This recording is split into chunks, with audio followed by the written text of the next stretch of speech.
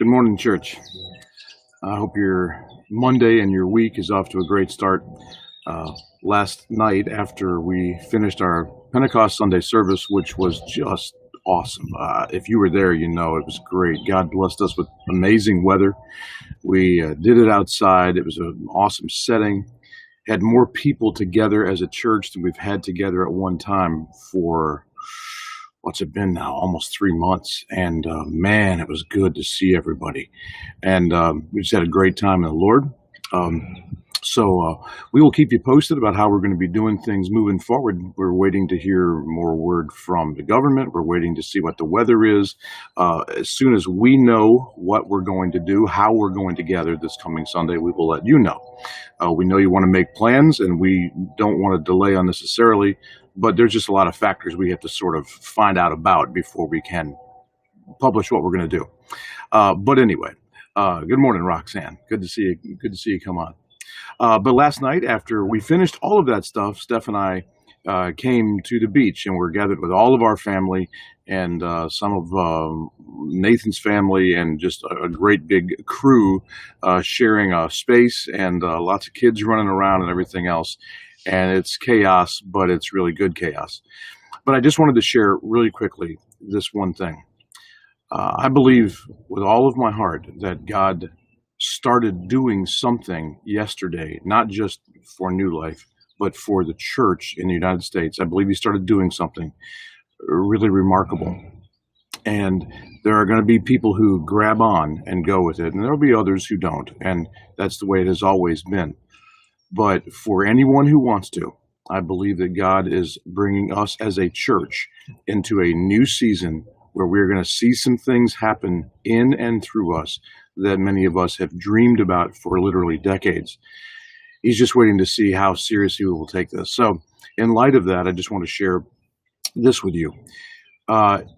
In Acts chapter 2, if you read the story of the very first Pentecost, what you'll find is that the end of the story, after the Spirit falls on them, after Peter preaches that incredible sermon, after 3,000 people are saved, after all of those things happen, then the next thing you come across is you come across these words, and I'm going to read this to you out of the Passion Translation. And right at the end of the chapter, you read that every believer was faithfully devoted to following the teachings of the apostles. Their hearts were mutually linked together, sharing communion and coming together regularly for prayer. And then as they did that, a deep sense of holy awe swept over everyone, not just them, but even over the people around them in the community. And the apostles performed many miraculous signs and wonders. And then you go on down. The believers fellowshiped as one body. They shared with one another. They were extraordinarily generous with each other. They daily met together in the temple courts, which for us would be the idea of in a church service or something like that. But they also shared meals together with each other in their homes, and they were always praising the Lord, and God kept on growing the church. All of that is in that passage. Here's what I want you to just keep in mind and maybe pray into as you start off your new week. Every believer faithfully devoted themselves to four things. The first thing was the apostles' teaching. That in our setting would be my teaching, but it would be so much more than that, because there's so many anointed apostolic teachers and leaders and so forth available today. But I just want you to realize, if you devote yourself to the teaching of the Word, to receiving the teaching of the Word, you can't devote yourself to other things. It's one of the things I had to learn, and many other people have too. If you're going to receive the teaching that God has made available to us, you have to decide, I'm not going to use this time I have to watch that or listen to that or get on social media. I've got to actually engage teaching. And whether that's, again, through my teaching or the teaching of hundreds and hundreds of awesome women and men of God to teach, please avail yourself frequently of really good, sound scriptural teaching. They partnered together, and they partnered together at a heart level. If you read into the original language, it's really incredible. They partnered together at a heart level. It was a very deep kind of partnership. They didn't just get together for social things. They didn't just get together to say, hey. They got together to really connect with one another. And then they ate together frequently, and that included communion. Please take communion a lot. Take it in your own home. Take it by yourself, but take it with your family, your friends. Frequently share the Lord's Supper together. And then the other thing they devoted themselves to was regular corporate prayer. This Wednesday night, there's going to be a streaming prayer service at 6:30. I hope you're planning to be a part of it. If you want to have the fullness of the move of the Holy Spirit in your life, I feel that you really need to prioritize. I'm going to make a point of this in my life.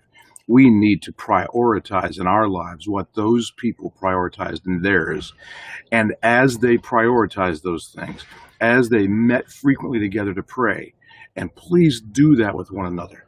As they did that, then this holy awe begins to settle over them. And what God had begun at Pentecost was able to continue so effectively.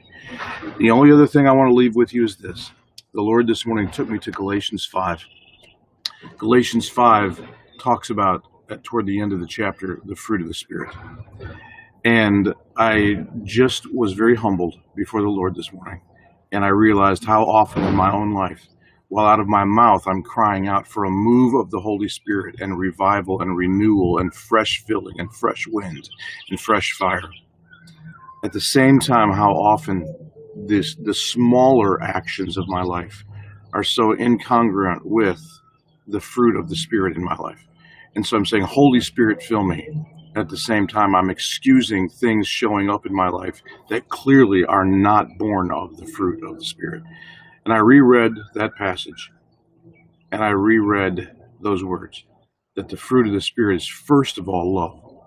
Man, with what we're seeing in our world right now, how much love is needed, and peace, and patience, and long-suffering, and gentleness, and kindness.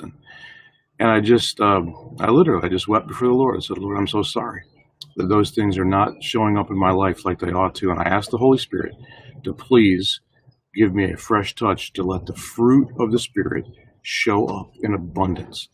The world needs it, and Jesus deserves it. And I believe that if we will make those kinds of things priorities moving forward after this Pentecost Sunday, we will see begin to happen in our area, in our church family, in the greater Danville area. I believe we're going to see happen there what happened in Jerusalem following that first Pentecost.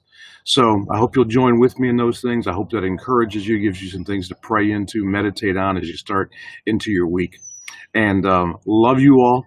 Hope you are safe and blessed. Have a great rest.